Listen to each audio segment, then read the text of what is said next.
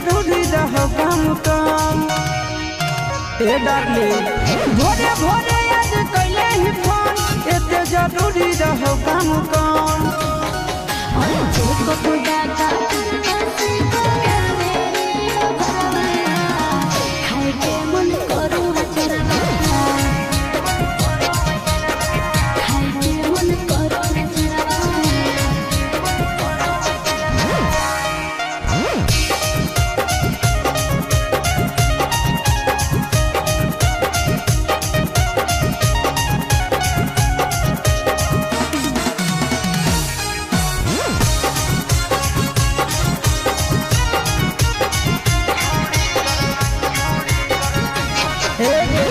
छोड़ी कर नहीं बदना हम कलियो नहीं काम गे हमारा से कर लगी हवा लगबो ही ले जाम गे सदिया करे पुरतौरे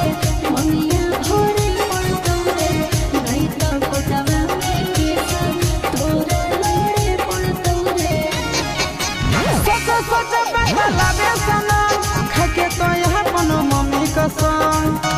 ए सोना सुन सोच बता लागे सनम खाके तो यहाँ पनो मम्मी कसम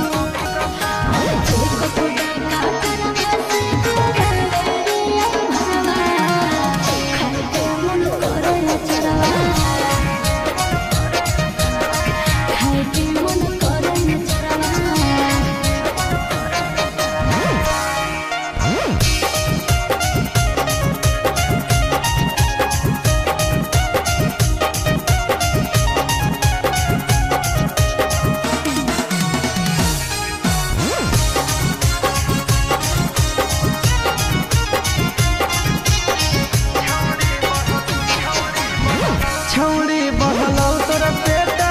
के करो से होनी सेटा हम तो छो महीना से कलियो नहीं छौड़ी भेटा हे रे दिल लो भावना सिया सोते के भूलिया रे अब दाते काहे लगो हो ले जाबे जमुइया रे आगे मजा ले हो चिंटू राजा